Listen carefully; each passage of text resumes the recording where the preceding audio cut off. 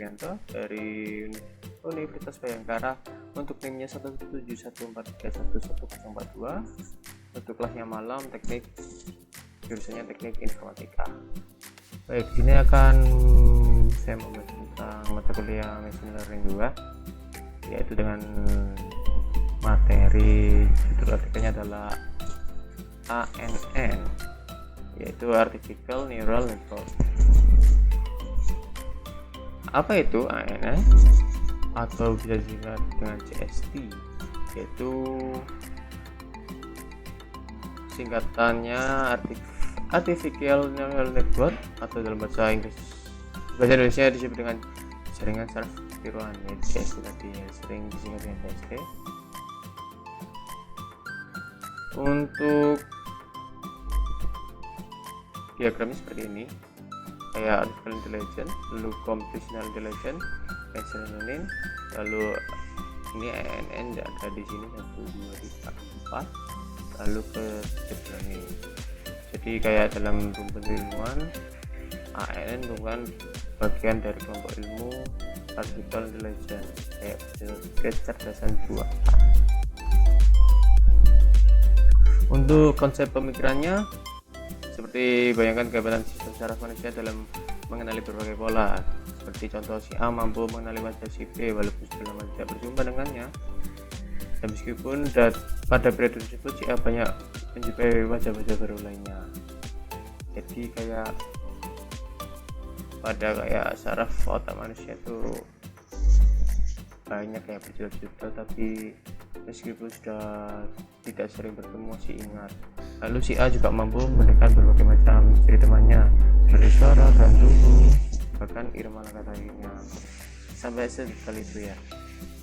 Mungkinkah menirukan potensi manusia tersebut dalam suatu teknik komputasi?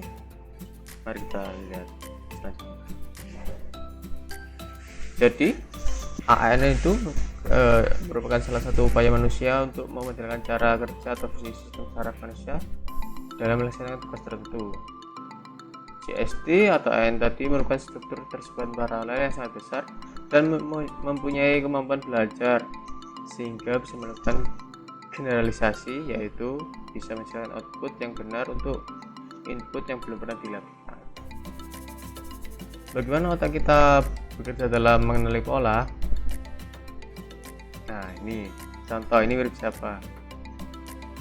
Pada dasarnya otak kita akan mencerna, karena misal kalau belum pernah melihat, saya akan bertanya-tanya. Jika sudah sekali melihat pasti akan tahu ini gambar sketsa kartun dan memiliki banyak perbedaan dengan sosoknya, hanya sedikit dibuat mirip saja. Secara tidak langsung ini mirip dengan Bapak Presiden kita Joko Widodo. Namun begitu, otak kita bisa langsung mengenali dengan cepat bahwa kartun ini mirip dengan siapa. Nah, lalu yang kedua, biasanya dengan sebut duo kotak. Gambar di samping gambar ini juga kartun, bahkan sosok aslinya tidak pernah ada. Namun begitu otak kita bisa menghubungkan dan mengenali tokoh kartun ini, karena kartun itu memang pernah ada, tidak real. Jadi ini Yupin dan Yipin ya.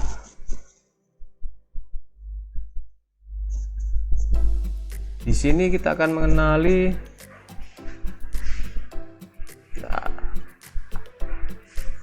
perubahan seperti contoh marah, senang, kecewa, netral, takut, sedih.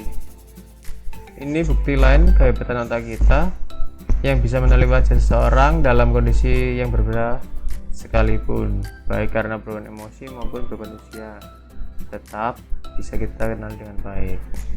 Usia 30 seperti ini, usia 70 ini tetap ada. Lanjut, otak kita mampu mengenali pola yang berubah-ubah, bahkan pola yang belum pernah kita kenali sebelumnya dengan metode mencari kemiripan, similarity. Jadi nilai yang diberikan oleh ANN apa CST. Lalu GAN ini bekerja. Sistem terkecil dari jaringan saraf manusia adalah unit memproses yang disebut dengan neuron, seperti gambar ini, neuron cell body. Jadi kembali ke masalah SMA ya, sama SMP ya. Pada AN apa JST, unit proses tersebut diwujudkan dalam struktur neuron AN JST di samping ini unitnya. Untuk lebih detailnya, neuron tunggal dari saraf manusia berbentuk pada gambar A, sedangkan tironya adalah berbentuk gambar C seperti ini. Untuk sedangkan gambar C, yaitu susunan jaringan neuron yang terdiri dari banyak neuron saling terhubung, dan untuk gambar D nya adalah tiruannya. Cara kerjanya seperti ini, kayak model struktur neuron JST. Semula nilai dari data layer input diproses secara weighted sum, disimbolkan sebagai sigma ini.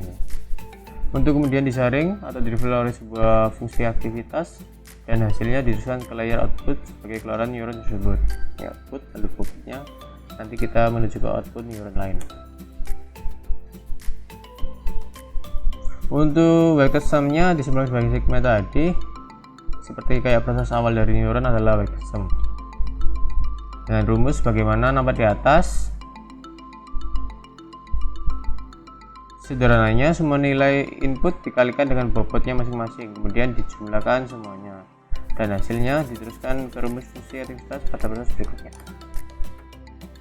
Untuk fungsi aktivitasnya pada nilai JST berfungsi untuk menyaring atau memfilter hasil perhitungan dari weighted sum dan dari proses sebelumnya untuk dijadikan output dari neuron tersebut. Ada banyak fungsi aktivitas yang dikenali selama ini, dan adanya hard limit, threshold, linear, sigmoid, sama ReLU. Untuk fungsi aktivitas seperti Heilmans binner sama Heilmans bipolar, untuk seperti ini, yang binner seperti ini, yang bipolar seperti ini. Untuk threshold juga ada binner sama bipolar, itu contohnya seperti ini, yang binner, yang bipolar seperti ini. Untuk linearnya beda sama threshold sama hard limit. Untuk linearnya sebagai identitas, lalu sigmoidnya jadi binner. Untuk alur proses metode ANN tadi, proses dilakukan pada 4 tahap, yaitu desain, training, pengujian, lalu diterapkan implementasi. Langkah-langkahnya membangun JST apa ANN. Pertama, persiapan data, fitur, lalu normalisasi data, lalu pilah data, data training, data test seperti biasanya. Untuk yang pada desain arsitekturnya kedua, yaitu jumlah layer, jumlah neuron tiap layer, lalu fungsi aktivitas si masing-masing layer. Untuk yang ketiga, jangan lupa tentukan algoritma training seperti supervised atau unsupervised, lalu learning rates, lalu proses pelatihan, epoch atau target error, lalu simpan pada model ANN. Bagian terakhir, implementasi ANN menggunakan model yang telah dan sebelumnya. Untuk proses desain ANN atau JST, untuk tahapnya ada 2 tahap, yaitu mempersiapkan dataset yang akan digunakan sebagai data latih atau data uji, lalu kemudian merancang arsitektur ANN berdasarkan atribut-atribut yang ada pada dataset yang telah disusun sebelumnya.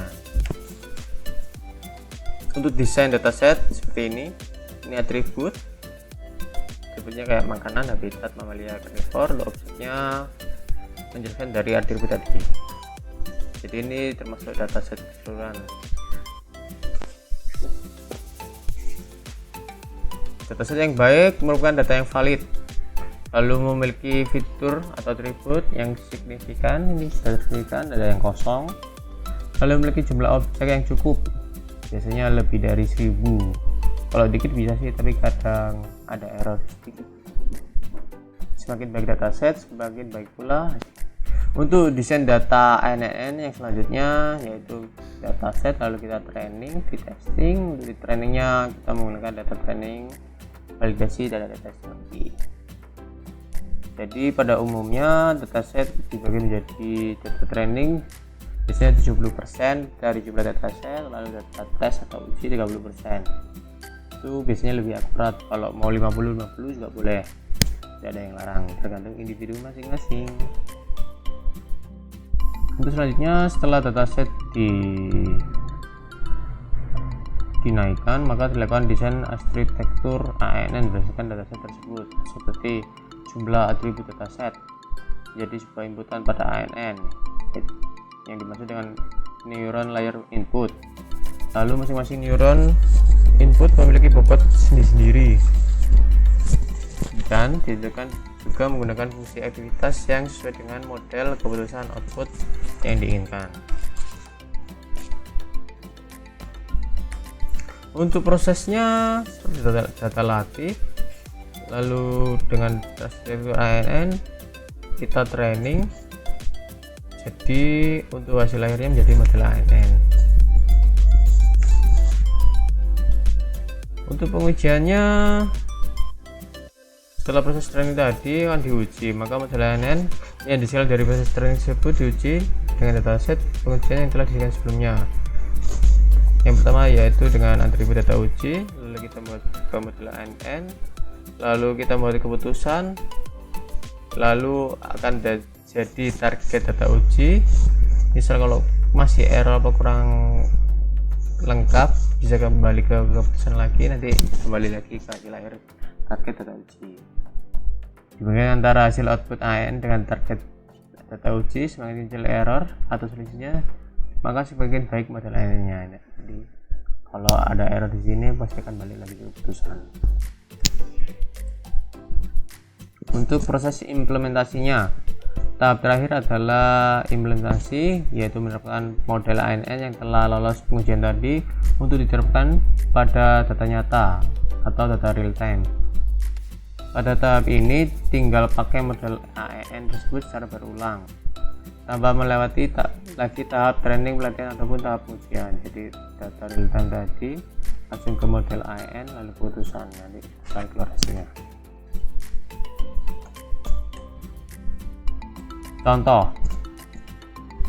seperti gambar ini kan struktur wajah dengan fitur-fitur proses gambar seperti histogram, warna, terus tingkat kecerahan, brightness, pola bentuk, translasi, rotasi, skala, dan seterusnya. Maka dapat dilakukan pengenalan terhadap gambar atau image, baik itu wajah foto ataupun pola-pola image tertentu seperti plat nomor kendaraan, tanda tangan, QR code. Dan di situ kita akan belajar tentang programming juga.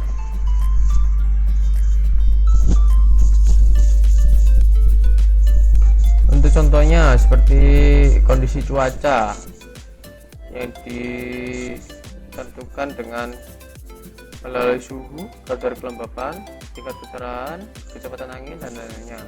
Maka dapat diprediksi kondisi cuaca pada rentang waktu tertentu pada suatu daerah. Misal gambar ini cerah, lalu 3 jam lagi akan turun hujan di daerah mana, karena akan berjalan sesuai yang di coding tadi kita. Lanjut seperti di pembeli pelanggan kayak promo-promo biasanya bisa, terus dalam data member. Untuk yang ini kayak saham dalam satu rentang tertentu, maka dapat diprediksi dengan harga saham dalam waktu ke depan dan memberikan informasi untuk pesan buy atau sell saham tersebut. Untuk model base ANN, sistem ANN atau JST merupakan model base, yaitu sistem yang berdasarkan satu pemodelan. Adapun yang disimpan sebagai hasil proses pembangunan sistem ANN atau JSS ini. Dan ini adalah model yang telah dilatih. Isi dari model yang disimpan dan siap untuk tersebut adalah arsitektur, ANN yang berisi dengan layer neuron dan fungsi aktivitasnya, dan lalu bobot masing-masing relasional neuronnya. Hasil akhir proses pembangunan sistem ANN dan JST adalah satu model yang siap dipakai, siap untuk diimplementasikan di kondisi nyata atau real time. Sistem berbasis model atau model based berbeda dengan sistem-sistem yang telah dikenal sebelumnya, yang kebanyakan berbasis data dan disebut dengan database. Kalau dalam model base, yang disimpan untuk digunakan ini adalah modelnya, sedangkan dalam database yang disimpan ini untuk digunakan lagi adalah tabel-tabel dan relational datanya. Intuitif untuk yang selanjutnya itu pelajaran lebih mendalam lagi ya. Untuk perceptionnya, arsitektur persepsi terdiri dari satu atau lebih lapisan permasalahan disebut dengan layer. Untuk permasalahan sederhana bisa dijelaskan dengan satu layer saja atau disebut dengan single layer. Sedangkan untuk kasus yang lebih kompleks dibutuhkan beberapa lapisan permasalahan yang disebut dengan multi layer. Jumlah pada multi layer disebut dengan hidden layer, tergantung pada beberapa kompleks permasalahan yang akan diproses. Semakin kompleks maka dibutuhkan semakin banyak hidden layer. Untuk perbandingan SLP sama MLP, single layer sama multi layer. Contoh pada aplikasi clustering, jika data bisa dipisahkan dengan garis linear maka digambarkan dengan kasus sederhana. Tapi jika tidak bisa dan clusteringnya berbentuk pola tidak bertahan maka dikatakan permasalahan yang kompleks. Ini yang bisa dipisahkan dengan garis jadi simple. Kalau yang ini menggunakan fungsi linear dan tidak simple berarti permasalahan yang kompleks. Lanjut. Untuk arsitektur single layer, contoh arsitektur single layer perception dengan jumlah neuron input disesuaikan dengan jumlah fitur pada dataset yang digunakan. Seperti ini contohnya. Untuk arsitektur multi layernya, contohnya seperti classifier 6 neutron input untuk 6 fitur dataset, targetnya 2 classes, maka dibuat 2 output neuron, lalu 2 hidden layer mewakili kompleksitas 2 classes. Untuk hidden layer pertama sama dengan 12 neuron relatif, namun jumlah neuron pada hidden layer pertama selalu lebih banyak dibandingkan neuron pada layer input. Untuk hidden layer kedua berisi 5 neuron tentatif, namun jumlah neuron pada hidden layer kedua biasanya lebih sedikit dibandingkan neuron pada layer pertama. Untuk prosesnya training atau pelatihan pada ANN, dalam prosesnya training itu melibatkan 2 tahap proses perhitungan, yaitu proses perhitungan feed forward langkah maju, atau yang kedua backward langkah umpan balik atau feedback. Untuk feed forward perhitungan dalam ANN adalah 1 kali langkah perhitungan dari input hingga output, yaitu perhitungan sigma dan fungsi aktivitas. Itu contohnya di sini gambarnya. Untuk perhitungan feed forward ini ada perception. Untuk kasusnya seperti ini. Kasusnya seperti gambar ini. Untuk jawabannya menggunakan rumus ini ya. Lanjut. Nah, dan ini untuk tabelnya, tabel dari. Untuk feed forward pada jenis apel dan melon, yang pertama antara merah sama dengan kuning, dimana sangat merah itu sama dengan 0 dan sangat kuning itu sama dengan 1. Untuk beratnya satuannya kilo. Untuk apel diantaranya 0,1 sampai 0,3, melon 0,5 sampai dengan 5. Untuk outputnya nilai 0 atau 1. 0 untuk apel, 1 untuk melon.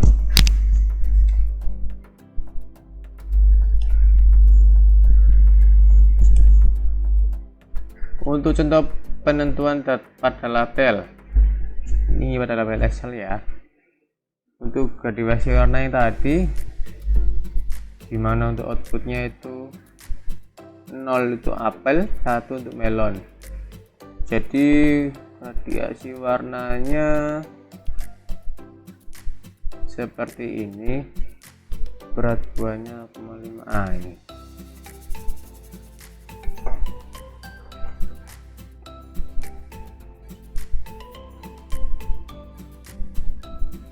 contoh untuk warnanya 0 berarti sangat merah. Untuk beratnya 0,1 berarti apel kan ya, apel kan 0,1 sampai 0,3. Jadi untuk selanjutnya adalah depannya outputnya itu Y outputnya itu 0, jadi Y kelasnya jadi termasuk apel. Ini untuk selanjutnya bisa diisi. Ini termasuk data training ya, jadi kita butuh data training semua.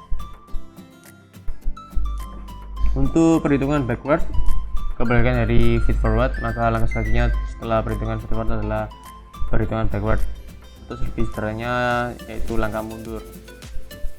Langkah mundur itu yaitu apapun hasil dari output feed forward akan dibalikan lagi ke proses awal di input layer, disebut dengan langkah umpan balik. Pada perhitungan backward ini yang diumumkan lagi ke depan yaitu layer input adalah selisih antara nilai output feed forward dengan target semestinya dari dataset. Nilai selisih ini digunakan untuk mengubah semua bobot pada layer input dan bobot pada layer-layer selanjutnya. Untuk contohnya gambar seperti ini, input layer, bagian layer.